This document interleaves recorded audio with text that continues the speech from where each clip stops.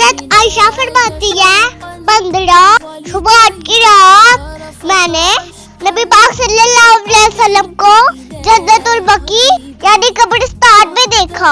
आप सल्लल्लाहु अलैहि वसल्लम ने फरमाया ये शुबात की 15वीं रात है। इस रात अल्लाह ताला आसमानी दुनिया पर नज़ूल फरमाता है और बदुकलम की बकरियों के बालों से ज्यादा लोगों की मग़फ़िरत फरमा देता है सवाए मुशरिक और कीना रखने वाले के लिए। आप सब इस रात मेरे पापा के लिए दुआ करना। अल्लाह ताला मेरे पापा की और तमाम उम्मते मुसलमा की बेहिसाब बख्शिश और मग़फ़िरत फरमाए और अल्लाह ताला हमें पक्की और सच्ची तौबा करने की तौफीक अता फरमाए। आमीन।